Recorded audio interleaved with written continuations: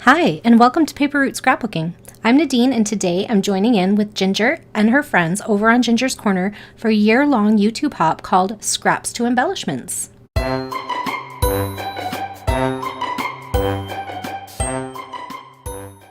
Hello friends, welcome back to my channel. I'm so excited to have you here. If you are new here, I would love for you to watch the video all the way through, and if you enjoy what you see, to hit that subscribe button and join me more often. If you have been around for a while and you haven't heard too much about these swaps, I encourage you to check out the playlist that'll be below, or the channels of the other ladies. So this is a year-long hop where we are going to take our scraps like this and we're going to turn them into embellishments. And some of the people who are participating are making for the swap itself, and some are just following with the theme and making embellishments for themselves. So it's being done all different ways. Ginger's rule is there is no wrong way. So whatever you make is perfect as long as it's something handmade. So you don't want to just cut up a sheet of stickers and send it away, because other people are putting more time and effort in than that. Okay, so here we go. This week's swap is called Welcome Baby. Welcome Baby. I knew it was baby themed.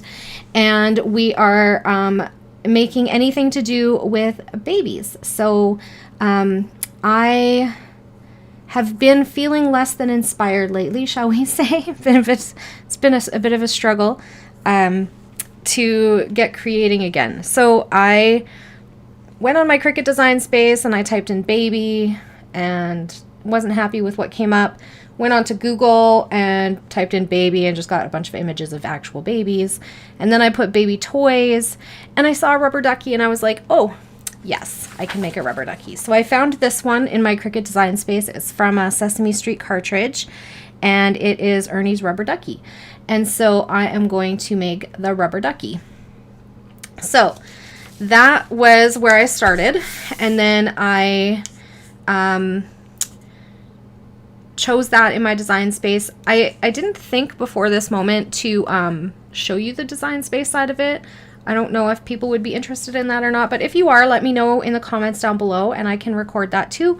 But all I did was I put the image into my design space and then I clicked make it, and I turned up the number to 5. So for the swap, you have to send out 4 embellishments to your captain.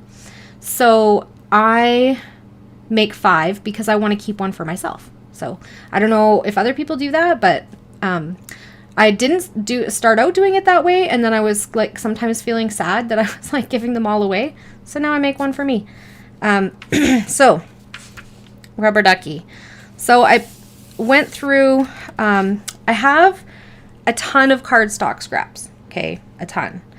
And I've been scrapbooking for a really long time and I don't like to throw stuff away. My rule is I don't keep anything that's smaller than a 3x4 card. So that's my rule for myself. Like there are no rules, obviously, but for myself, so that I don't get overwhelmed or bogged down, that's where I decided to go. And I keep I don't even know if I can show this. I keep my scraps in.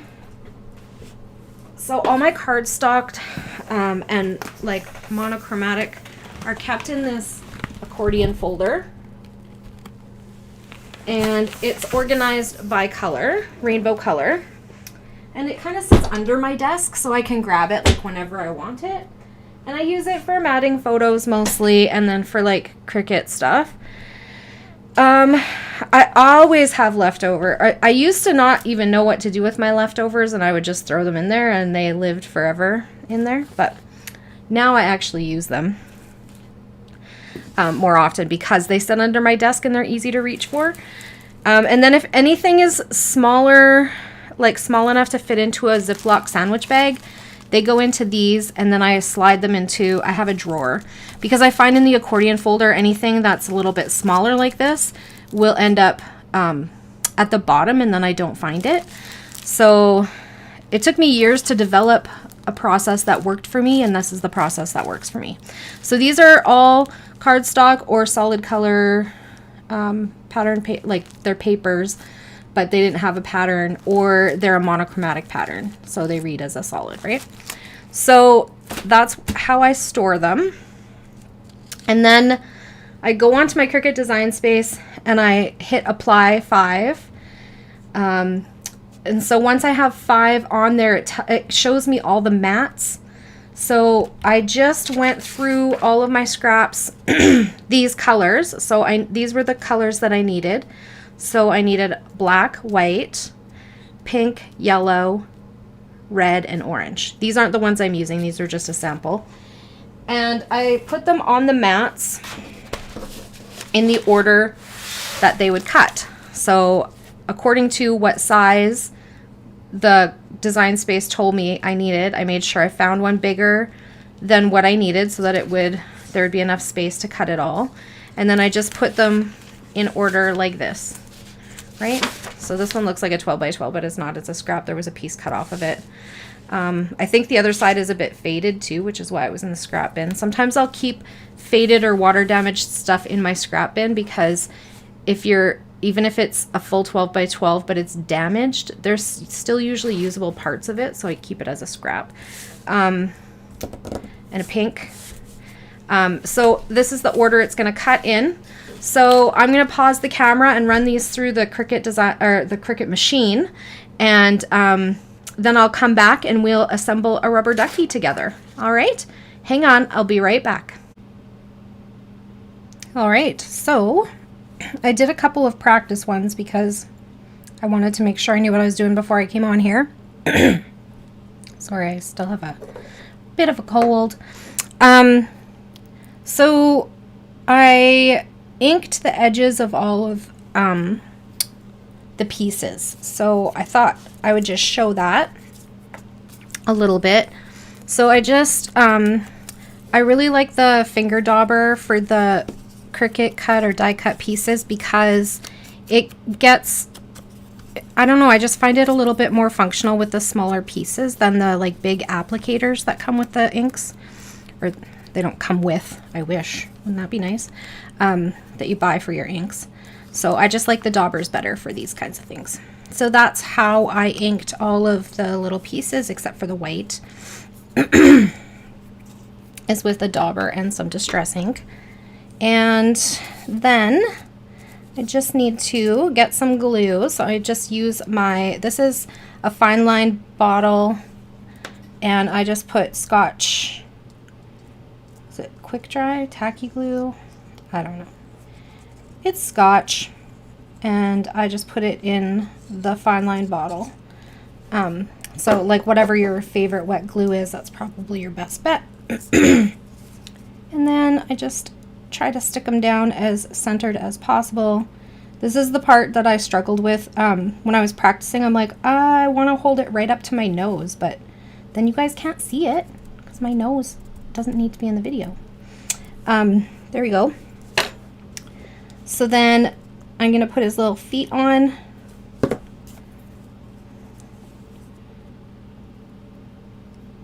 And I think he turns out really cute. I think this is a really great for any baby card or layout. Okay, and then I'm going to do his beak.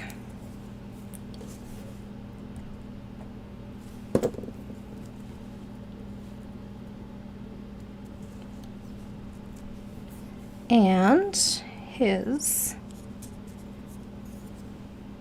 tongue. So there's 2 parts to the tongue in this one, and one of them is this red one and the other one is pink. And I thought about skipping that, but I'm glad I didn't, because I don't like the way that looks all by itself.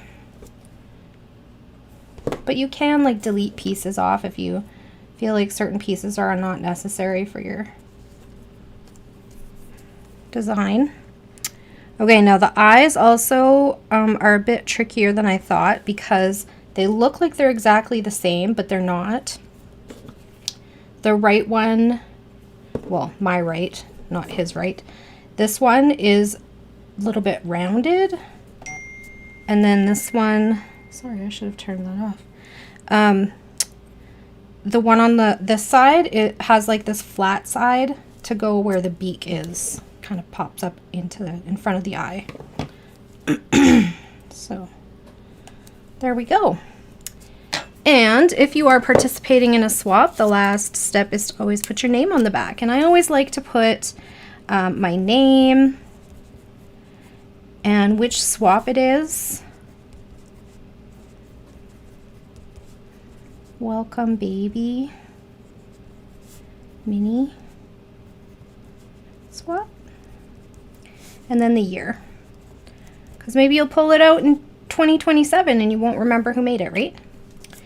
So there we go. So those are the embellishments that I'm going to be making for the Welcome Baby mini swap over on Ginger's Corner.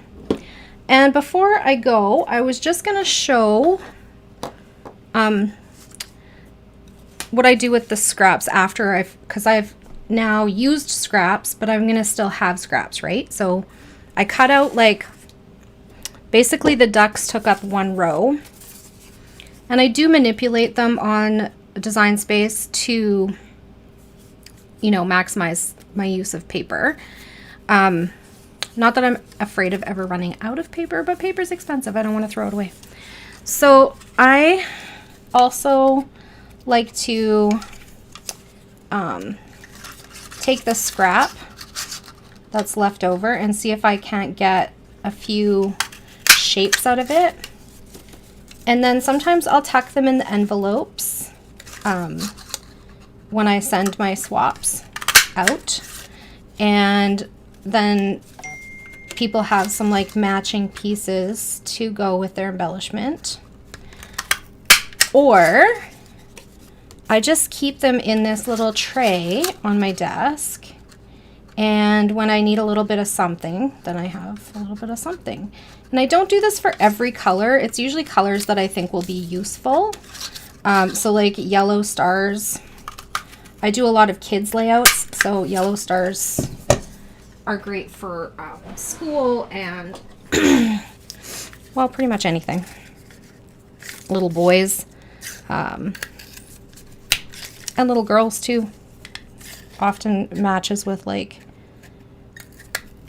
the collections that come out for kids. So then I feel like I have used up that paper really well, and that goes in my bin. And then, like I said, I either throw these in with that, or I have this little tray on my desk.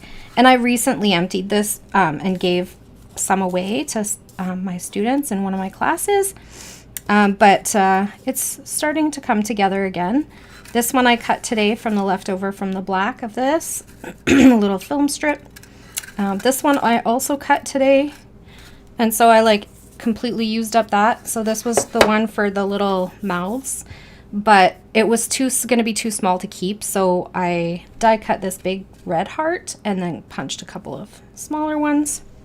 That can go in the bin.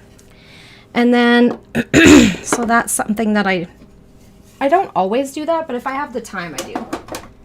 Sometimes it's about time. Sometimes it's about just like headspace too. Sometimes I'm just like, yeah, I don't feel like that.